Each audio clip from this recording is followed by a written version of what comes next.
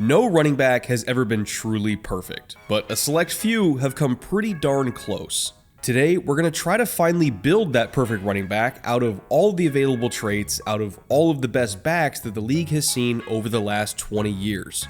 We have 7 total traits to build around here: vision, footwork or lateral agility, contact balance, raw power, acceleration, receiving ability, and perhaps the most important trait of all, durability. First up, let's talk vision. When we think about who had the best vision out of any running back in the last 2 decades, for me, the answer is obviously Arian Foster. Foster had an incredible understanding of how zone runs are blocked, meaning how the combinations work both front side and backside, how leverage and timing works, how he could manipulate his track and his pacing to bait linebackers into bad leverage so that, of course, they would get picked off by those combo blocks, and he had just this keen sense of when to press the front side and when to cut back. It was almost like a supernatural instinct and sense of timing that I can really only define as just feel. Not to mention he also had a wicked dead leg cut so that whenever he did decide to cut back, it was pretty instantaneous and violent. You can't be a great zone runner after all without having a great cutback, and Foster's was one of the best ever. Simply put, Arian Foster's vision was so good that it's still the standard by which I judge all current running backs in Shanahan and Kubiak style offenses. And to be perfectly honest, over the last 14 plus seasons, nobody else has matched him. Next up, let's talk feet. LeSean McCoy is the obvious choice in this category. Anytime a running back's footwork and agility is compared favorably to Barry freaking Sanders, you know that they're a special athlete, and LeSean McCoy is no different. I mean, even his Twitter handle is literally cut on a dime 25. And he's right, he could cut on a dime. That was absolutely his defining trait, and it was the one thing that he did better than anybody else. His power wasn't exactly legendary, his size wasn't enormous, he wasn't even the fastest running back on the field, but in terms of the ability to just make somebody miss in space, nobody could touch Shady McCoy in his prime. Every single week he was playing against Pro Bowl, All-Pro, future Hall of Fame linebackers. All of them missed LeSean McCoy. Anytime a running back comes out of college and they get the obligatory Shady comp just because they have good feet, I almost wince at this point because I feel like it's almost unfair to compare somebody to perhaps the most agile running back this game has seen in multiple, and I mean multiple decades. We're talking about an all-time elusive running back here. And quite frankly, I don't know if I'm ever going to see anybody like Shady ever again. His feet were historically ridiculous, and until further notice, we need to really stop comparing young players to him. He was just different. From there, let's go to contact balance. And I want to issue one disclaimer when we talk about contact balance versus raw power. Raw power to me is how well you can deliver a blow to a defender and just flat out run over them, whereas contact balance is how well you can take a big hit and still just keep on trucking and get extra yardage. And with that distinction in mind, there is no better running back over the last 2 decades, and hell, maybe even longer than that could take a hit and keep on moving better than Marshawn Lynch. Whether it was the Beastquake or even Beastquake 2, the Quakening, Marshawn's highlight reel is so exceptionally ridiculous that there was really no other choice for this category. He is, to me, basically the human equivalent of a Weeble Wobble. Doesn't matter how much you hit him, he is just not going down. I really have no idea how the physics behind Marshawn Lynch even worked. Like, he is a word problem that should not be solvable. I don't understand how he took the hits he did and stayed up, but he did. He was a ridiculous all-time running back to me, a surefire Hall of Fame talent, and also, of course, one of the best personalities the sport has ever seen as well. Just flat out, if my life depended on it, and I had to go pick one running back to break a tackle in space, it would be Marshawn Lynch. Nobody has done it better than him since, over a long period of time, and quite frankly, it might be a while until we see somebody that comes close. All of that being said though, how about raw power? In terms of who could deliver a blow better than any other running back rather than taking a blow, I feel like defaulting to perhaps the best pure runner of his generation is appropriate, of course, that being Adrian Peterson. Peterson was such a rare talent that when he hit the league, it feels like every single time there was a top running back prospect, they were compared to AD for like the next 10 years. It happened to Trent Richardson, it happened to Leonard Fournette, it happened to even Saquon Barkley, who came out way after even Peterson was through his prime, but it felt like every single time with those quote-unquote annual generational prospects, which I know is an oxymoron, but welcome to draft season, everybody's generational. All of them were compared to AD, and I would argue that none of them lived up to AD. That is how far above everybody else Peterson was in his generation. Nobody was that big, that fast, that powerful, all in one package.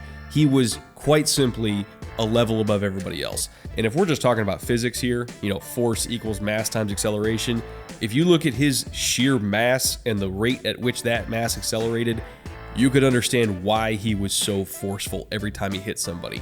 He could deliver a blow that was unmatched by anybody else. He was just so big and so explosive, and he would literally send DBs and linebackers flying every time he touched them. Nobody ran like AD, and even though I think Marshawn could take a hit better than Peterson, if Peterson was the one delivering the blow, it hurt a hell of a lot more than everybody else. He was different, and there's a reason why, undoubtedly, he will be a first ballot Hall of Famer. So I guess the overall lesson here is every single time there's a top running back prospect that's coming out of college, maybe lay off the Peterson comps just a little bit because there is still only one Adrian Peterson. Next up, let's look at acceleration. There was a lot of great running backs that I could choose from in this category, but for me, I zeroed in on Chris Johnson, and in particular, the version of Chris Johnson that we saw from roughly 2008 to 2010. In the middle of that prime, of course, he had a 2,000-yard season and won Offensive Player of the Year, and he was, quite frankly, the fastest man in the NFL. That 4.2 speed was absolutely legit, and even though he was only around 200 pounds, so he was significantly smaller than some of the other backs on this list, he was so darn fast that angles of pursuit just didn't really matter to him. Once he cleared the first level, he was pretty much gone, and the fact that Tennessee pretty much built their entire offense around running power and counter and dart, all these runs that are basically just designed to create a seam, because they knew if they could just make that seam for him to hit that they would score in like 1 to 3 plays. There's very few offenses that I've ever seen designed like that, where, yeah, they're running a bunch of power and counter and everything like that, but not to beat people up, but to create explosive plays. They were literally designing their offense around getting 40 to 50-yard runs. In the modern league, you just don't see offenses that are ever designed specifically around explosive run plays, or at least you very rarely see it, but again, Tennessee could get away with it just because of the running back that they had. Chris Johnson, in his prime, got up to speed faster than anybody else and also could maintain that speed over 30, 40, 50 plus yards. It was like having an Olympic caliber sprinter who also happened to weigh 205 pounds and had great vision. He was just so incredibly unique in that regard. And other than, say, Jamal Charles, there's been very few other running backs that were both built like him that could also run like him. He's a very different player, even by modern NFL standards, and I really hope that one day we get to see another running back enter the NFL with that type of skill set, because I really do miss watching Chris Johnson play. He was super fun. Now, moving away from pure rushing traits for a moment, how about we zoom in on an increasingly important component to being an elite running back in the modern NFL, receiving ability. Out of all the great halfbacks over the last 2-ish decades, the best receiving back of the bunch, to me, was Darren Sproles. Despite only being 5'6" and roughly 190 pounds, Darren Sproles played a whopping 15 years in the NFL for the Chargers, Saints, and Eagles, all because of how dynamic a receiving threat he was out of the backfield. Whether he was lined up in the slot or out wide or getting targets out of the backfield itself on angle routes or seam routes or wheel routes, anything of that nature, there were very few defenders that could keep up with him in space, and we're talking both linebackers and DBs. Pretty much everybody got roasted by him. He was unnaturally bursty in short areas while also having great long speed too, and his foot quickness was just so unreal that especially linebackers in his prime that were all 230, to 240 pounds, they had pretty much no chance of keeping up with him on option routes. I had talked a little bit earlier about Shady McCoy in this same episode and how unfair it is that young running backs get compared to his agility because Shady's more agile than pretty much everybody, except maybe Darren Sproles. Like, he is the one running back that I would accept a comparison for.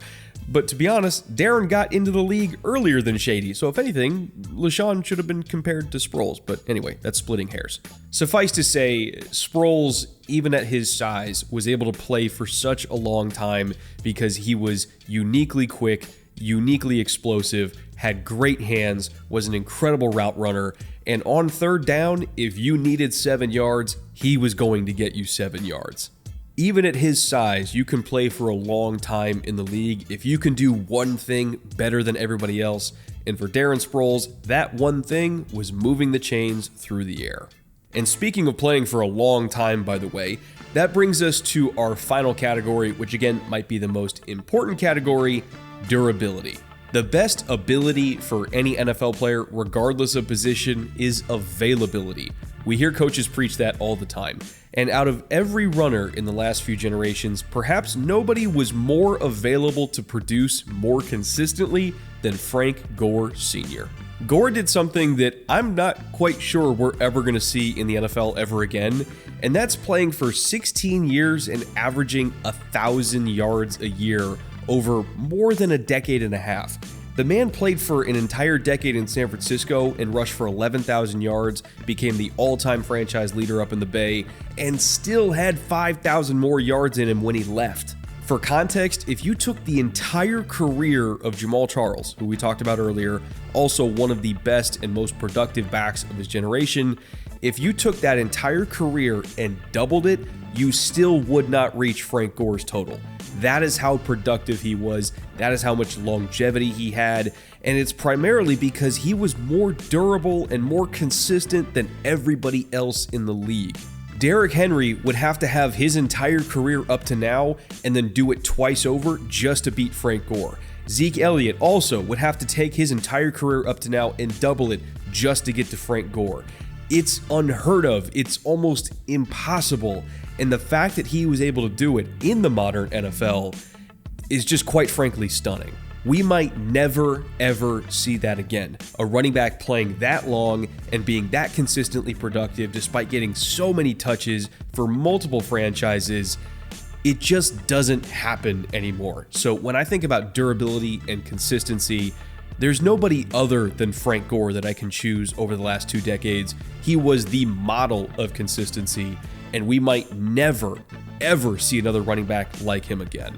That'll do it for today. Just to recap the entire perfect running back that we built, we want the vision of Arian Foster, the agility of LeSean McCoy, the contact balance of Marshawn Lynch, the raw power of Adrian Peterson, the acceleration of Chris Johnson, the receiving ability of Darren Sproles, and of course the career length and durability of Frank Gore. We're going to be doing this exact same exercise very soon with receivers, so let me know what receiving traits you want to prioritize in the comments. And of course, if you disagree with any of my picks in today's show, let me know down below as well.